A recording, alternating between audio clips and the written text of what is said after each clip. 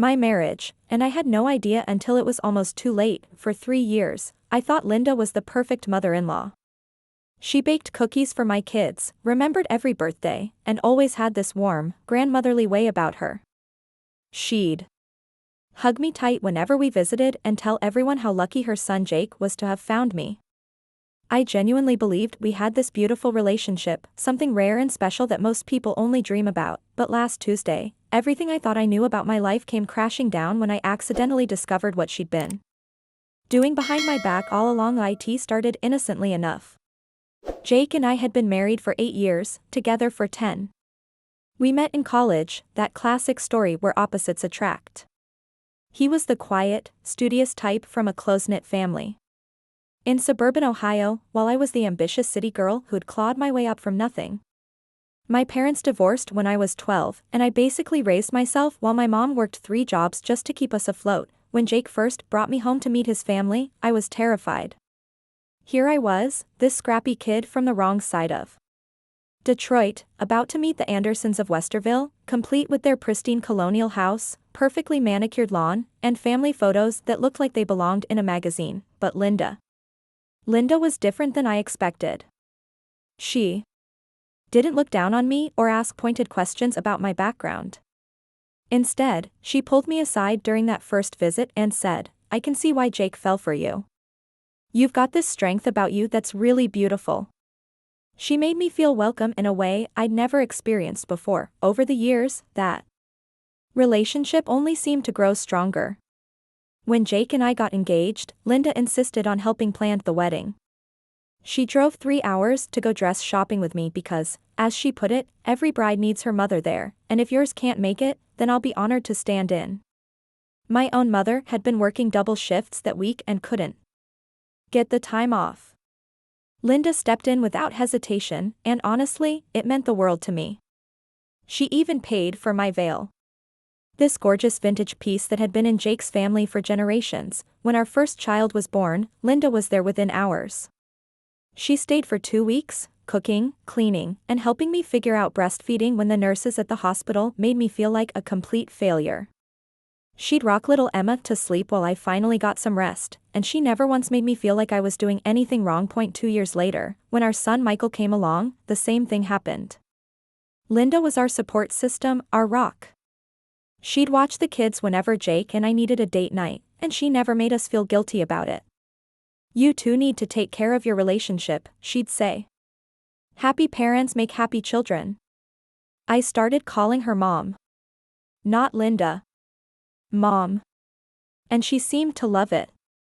She'd light up whenever I said it, and she'd tell her friends about her daughter-in-law who's really just like a daughter.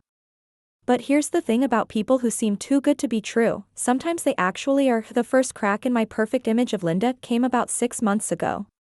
Jake had been acting strange, distant in ways that didn't make sense.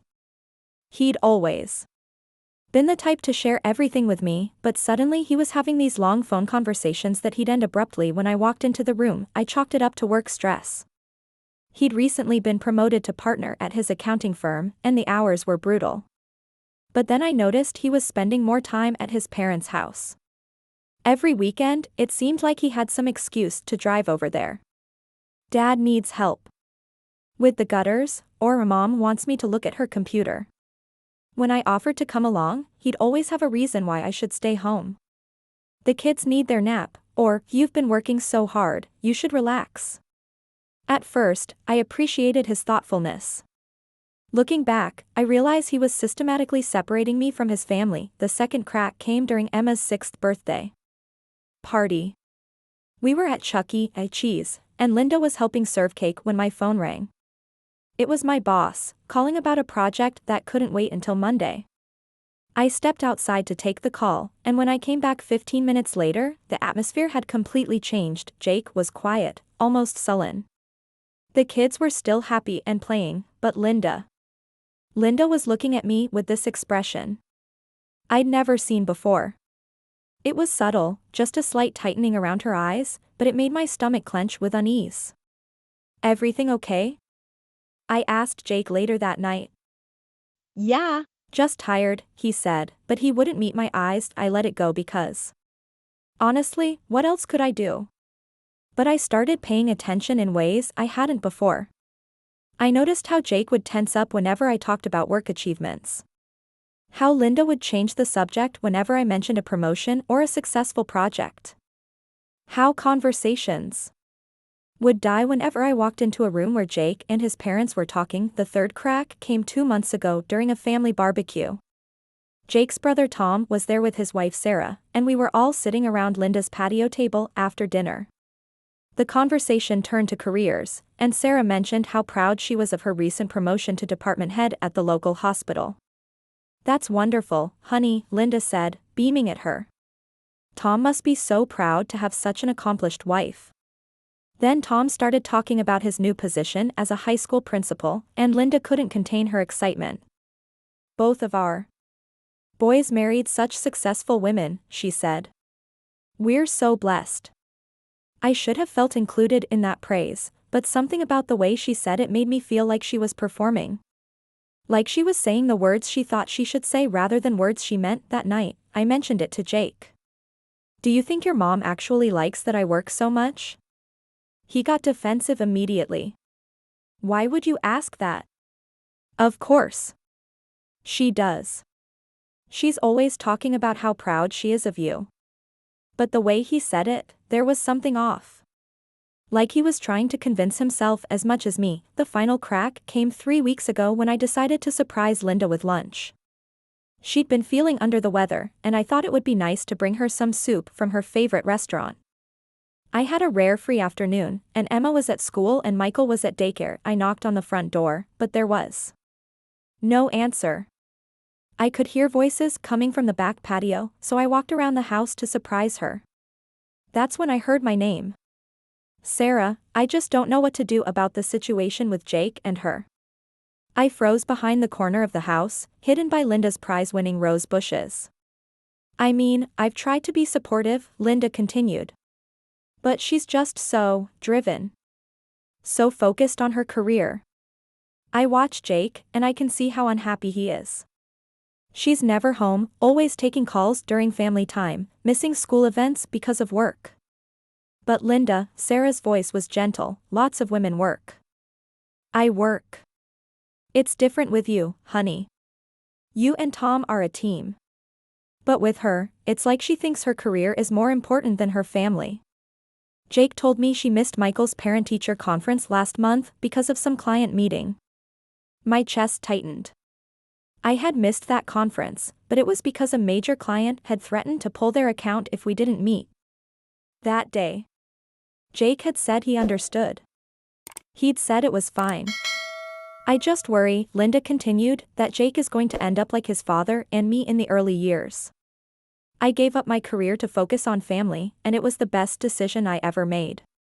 But she just keeps pushing and pushing, and I can see it's wearing on him." I stood there, soup growing cold in my hands, listening to the woman I'd called Mom for years systematically tear apart my character. But it was about to get so much worse. "Actually," Linda's voice dropped to a whisper, "I've been thinking about having a conversation with her. Maybe suggesting she consider scaling back her work, focusing more on the children. They need their mother, especially Michael. He's been acting out at school, and I think it's because she's not around enough." That was a lie. Michael wasn't acting out at school. I would have known, his teacher would have called. Unless, has she been getting the calls from school? I whispered to myself. "I know it's not my place," Linda continued, "but Jake is my son, and I can see how this is affecting him. He's been talking to me about it more and more lately. He's starting to realize that maybe they're just not compatible. In the long run." My blood ran cold. Jake had been talking to his mother about our marriage? About compatibility? "What do you mean?" Sarah asked. "Well, he's been spending more time here lately, and we've been talking about what he really wants out of life. I think he's starting to see that he needs a partner who shares his values, someone who puts family first. Someone more like, well, like you." I felt like I was going to throw up. This woman I'd trusted, I'd loved, I'd called Mom, was actively trying to end my marriage, but Sarah's response surprised me. Linda, I think you might be overstepping here. Jake and his wife, they seem happy. And honestly, I think it's great that she's so successful. Emma and Michael are lucky to have a mom who shows them that women can do anything. You don't see what I see, Linda said firmly. You don't see Jake when he comes here after they've had a fight about her working late again. You don't see him questioning whether he made the right choice. I couldn't listen anymore. I quietly backed away from the house and sat in my car for 20 minutes, trying to process what I'd just heard. Then I drove home and put the soup in the refrigerator, telling myself I'd imagine the whole thing, but I couldn't shake the feeling that my entire world had just shifted on its axis. Over the next few days, I started seeing everything differently. Jake's distant behavior.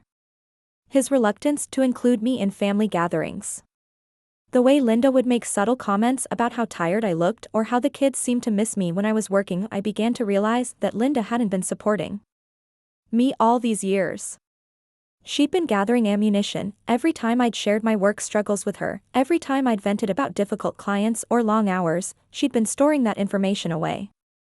When I'd told her about the guilt I felt when I had to miss a school event, she'd been taking notes.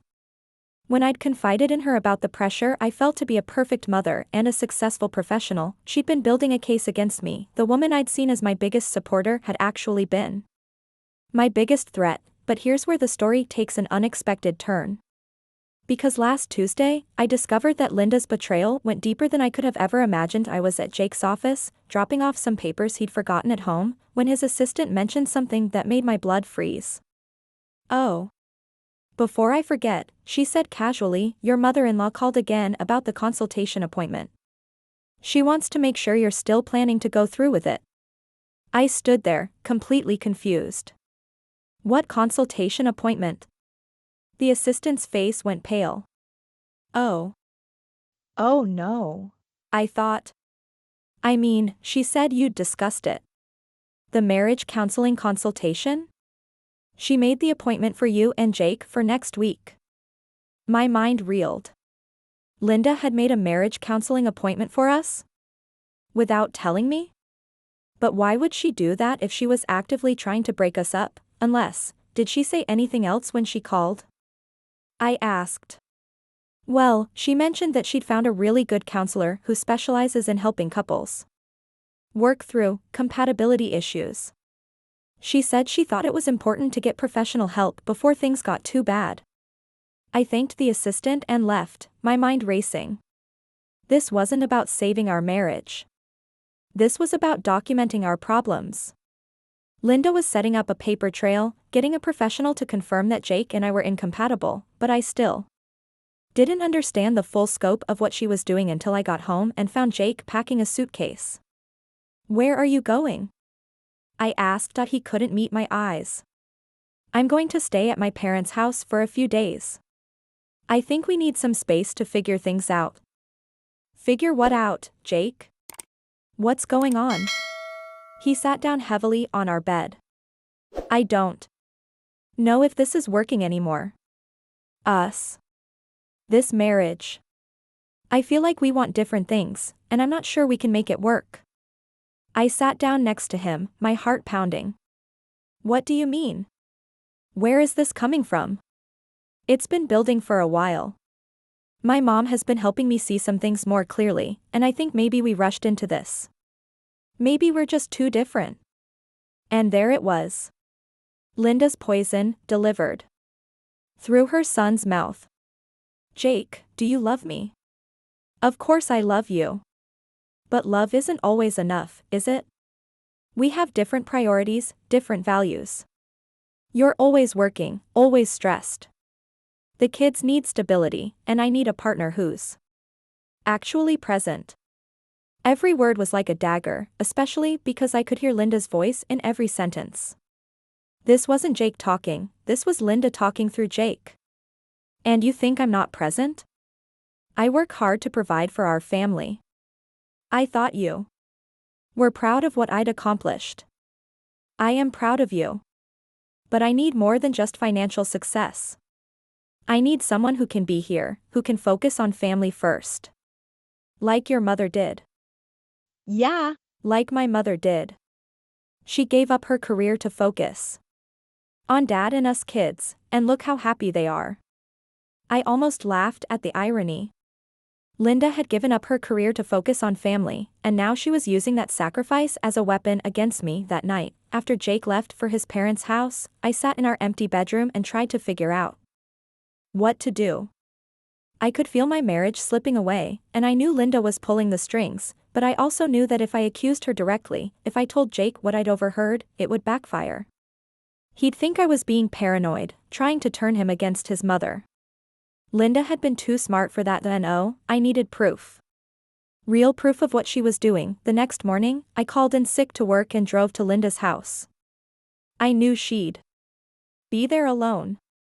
Jake had mentioned that his dad was out of town on business for the week. I knocked on the door, and Linda answered with her usual bright smile. Oh, honey. What a lovely surprise. Come in, come in. I was just making some tea. She led me to the kitchen, chattering about the weather and asking about the kids, as if nothing had happened. As if her son wasn't currently staying in their guest room because she convinced him our marriage was failing. Linda, I said, accepting the cup of tea she offered, I wanted to talk to you about Jake. Her face immediately shifted to one of concern. Oh, sweetheart. I'm so sorry about what you're going through. I know this must be so hard. It is hard, I said carefully. I'm trying to understand what changed. Everything seemed fine, and then suddenly Jake is questioning our entire relationship. Linda sighed deeply. I've been worried about this for a while, to be honest. I've watched Jake struggle with the balance between his family life and, well, everything else. I think he's finally ready to admit that maybe you two just aren't compatible. Do you think we're not compatible? The question seemed to catch her off guard. Well, I think you're a wonderful person. But I think you and Jake want different things out of life. Like what? Well, for instance, Jake has always valued family time above everything else. He was raised in a home where family came first, always. But you have such a demanding career. You're always working, always stressed about the next project or client. I think Jake feels like he's competing with your job for your attention. I nodded thoughtfully. That makes sense. But Linda, can I ask you something?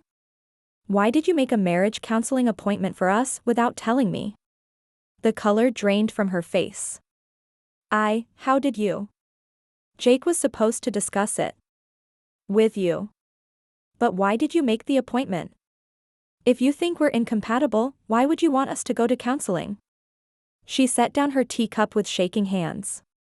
I thought maybe a professional could help you see what Jake needs. Help you understand what changes you'd need to make. Changes I'd need to make. Well, yes. If you really want to save your marriage, you'd need to prioritize differently. Maybe scale back your career, focus more on being present for Jake and the children.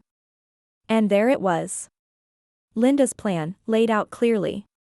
She didn't want us to work through our problems, she wanted a professional to tell me that I needed to change everything about myself to keep my husband. Linda, I said quietly, what if I'm not willing to give up my career? Her mask slipped completely. Then you're not willing to fight for your marriage. Or maybe, I said, standing up, my marriage should be with someone who doesn't need me to sacrifice my dreams to make him happy. Linda stood up too, her face flushed. Jake deserves a wife who puts family first. Who understands that being a mother and a wife is the most important job a woman can have. And what about what I deserve, Linda? What about what makes me happy? Sometimes we have to give up what makes us happy for the people we love. Like you did. Yes, like I did. I gave up my career to focus on my family, and it was the best decision I ever made. I looked at this woman who'd been like a mother to me, who'd welcomed me into her family, who'd stood by my side through pregnancy and childbirth and sleepless nights. And I realized that she'd never seen me as a daughter, that she'd seen me as a threat. Linda, can I ask you something else? When you gave up your career, were you happy? Really happy? The question seemed to stun her. Of course I was happy. I was doing what was best for my family. That's not what I asked. I asked if you were happy. She sat back down heavily. I was fulfilled. I was doing important work, raising my children, supporting my husband. But were you happy? For a long moment, she didn't answer. Then, quietly, I made the right choice. That's still not an answer. She looked up at me, and for the first time, I saw something raw and painful in her eyes. I was 25 when I got pregnant with Jake. I was a year away from finishing my master's degree in education. I was going to be a high school principal, maybe even a superintendent someday. I sat back down, sensing that something important was happening. But when Jake came along, everyone said I needed to focus on being a mother. That I could always go back to school later. That my family needed me more than any job ever could. And did you go back to school? There was always something. Tom came along 2 years later, then Jake's father got transferred and we moved. Then there were little league games and PTA meetings and church committees. Before I knew it, 20 years had passed, and I was just Jake's mom, Tom's mom, Frank's wife. I felt my heart breaking for her. Linda, why didn't you ever tell me this? Because I made my choice. I chose my family, and I don't regret it. But watching you, seeing how you've managed to have both a career and a family. It's been difficult. Difficult how? Because you make it look so easy. You have this successful career, these beautiful children, a husband who loves you. And you never had to give up anything. You never had to choose. I stared at her, understanding. Dawning. You're not trying to break up my marriage because you think I'm wrong for Jake. You're trying to break up my marriage because you can't stand that I have what you never got to have. Her face crumpled. That's not. I mean, I want what's best for Jake. No, Linda. You want me to make the same sacrifice you made. You want me to give up my dreams so you don't have to face the fact that you gave up yours unnecessarily. She started crying then, ugly, painful sobs that seemed to come from decades of buried resentment. I watch you, she whispered, and I see everything I could have been.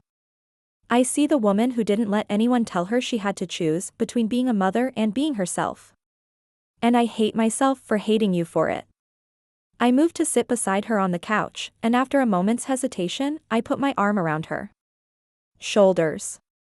Linda, it's not too late. You could still go back to school.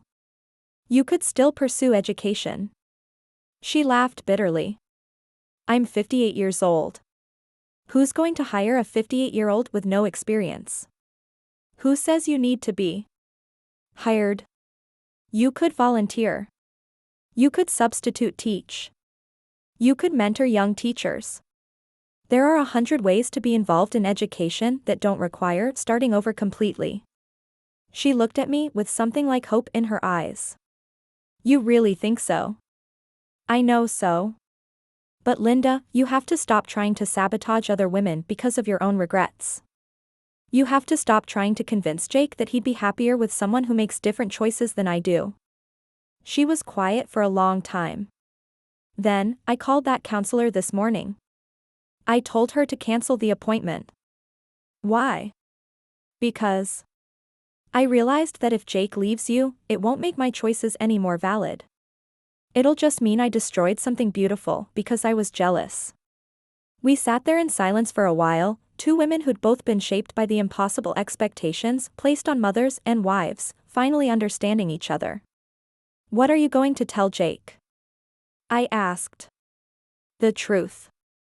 That I've been interfering in your marriage because of my own issues. That I've been giving him advice based on my own insecurities rather than what's actually best for him. And if he's already made up his mind? If he really does think we're incompatible? Linda looked at me with something like her old warmth. Then that's between you and him. But it should be his decision, not mine. That evening, Jake came home. He walked into the kitchen where I was making dinner, looking uncertain and uncomfortable. "Mom called me," he said. Yeah. "She told me about your conversation. About what she's been doing." I turned off the stove and faced him. And I feel like an idiot. I let her get into my head, let her convince me that our problems were bigger than they actually are. Are you saying we don't have problems? No, we definitely have problems. But there are problems to work through, not my mother's. Problems to solve. I walked over to him. "Jake, do you really think we're incompatible?" He took my hands. "I think we're different. I think we sometimes want different things. But I think that's what makes us work. I think I let my mom convince me that different was bad, when really, different is what I fell in love with. And my career. My ambition. I'm proud of what you've accomplished. I'm proud to be married to someone who goes after what she wants. I think I just got scared that you'd outgrow me." "Never," I said firmly. "I might outgrow a lot of things, but I'll never outgrow us." He pulled me into his arms then, and for the first time in months, I felt like we were really connected again.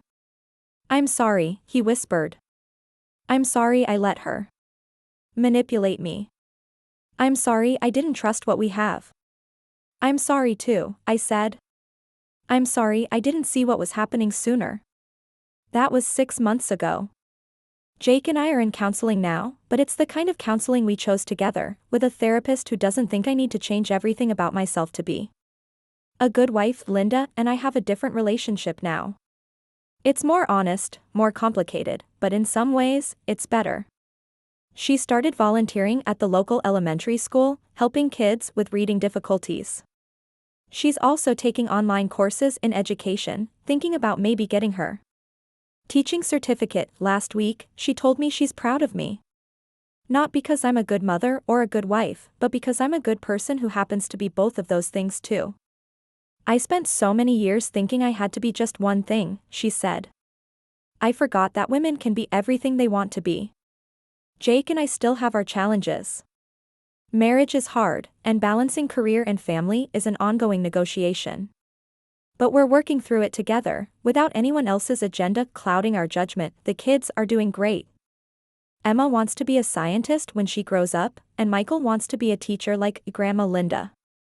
They're learning that there are lots of ways to be a family, lots of ways to be successful, lots of ways to be happy. As for me, I learned that sometimes the people who seem to love you the most are the ones who can hurt you the deepest. But I also learned that understanding someone's pain doesn't excuse their behavior, it just helps you figure out how to move forward. Linda wasn't a villain. She was a woman who'd been taught to believe that sacrifice was the highest form of love, and she'd spent decades resenting the cost of that belief. When she saw me living a different way, it forced her to confront everything she'd given up. The real tragedy isn't that she tried to sabotage my marriage. The real tragedy is that she spent 30 years believing she had to choose between being a mother and being herself, when the truth is, she could have been both all along. And I think about that sometimes, when I'm putting the kids to bed after a long day at work, or when I'm celebrating a professional victory with Jake cheering me on from the audience.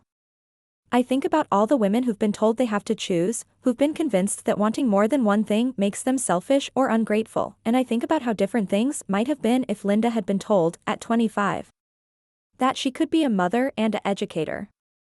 That she could love her children and still pursue her dreams. That sacrifice, while sometimes necessary, isn't always the highest form of love. Maybe then she wouldn't have spent 3 decades building up resentment that almost destroyed my marriage. Maybe then she would have been the role model I thought she was, instead of the cautionary tale she actually was. But here's what I know now, it's never too late to change the story. Linda is 58 and just starting to pursue her dreams. I'm 33 and still learning how to balance all the things I want out of life. My kids are growing up in a house where they see both parents working toward their goals, where they're learning that love doesn't require sacrifice of self. The story isn't over yet. For any of us, and maybe that's the real lesson here. Maybe. The point isn't to avoid the Lindas of the world, but to understand them. To recognize that hurt people, and that sometimes the greatest act of love is helping someone heal from wounds they didn't even know they had. Jake and I are stronger now than we were before this all happened. We've learned to communicate better, to check in with each other about our fears and insecurities before they become problems. We've learned that marriage isn't about finding someone who never challenges you. It's about finding someone who challenges you to be your best self. And Linda is discovering that it's never too late to become who you were meant to be. She's substitute teaching now, and she lights up when she talks about her students. She's even considering going back to school full-time to get her teaching certificate. I wasted so many years being bitter, she told me last week. I don't want to waste any more. Neither do I. Life is too short to spend it trying to fit into someone else's idea of what we should be. It's too precious to waste on resentment and regret. So here's my advice: if you're dealing with someone in your life who seems determined to undermine your happiness, dig deeper. Try to understand what's driving their behavior. It doesn't excuse it, but it might help you figure out how to respond with compassion instead of anger. And if you're the one who's been told you have to choose between your dreams and your family, between your ambition and your love, you don't. You can have both. It won't be easy, and it won't be perfect, but it's possible. The people who tell you otherwise are usually the ones who made different choices and are trying to validate their own decisions by convincing you to make the same ones. You get to write your own story. You get to decide what success looks like for you. You get to choose love that lifts you up instead of love that asks you to make yourself smaller, and sometimes, if you're really lucky, you get to help someone else rewrite their story too. What do you think? Have you ever dealt with someone who seemed supportive but was actually undermining you? Have you ever been in a situation where someone's past regrets were affecting your present happiness? Share your thoughts in the comments. I'd love to hear your experiences and learn from your wisdom. And if this story resonated with you, if it made you think about your own relationships or your own choices, hit that subscribe button. There are so many more stories to tell, so many more truths to uncover about the complicated ways we love and hurt each other. Until next time, remember, you are enough, exactly as you are. Don't let anyone convince you otherwise.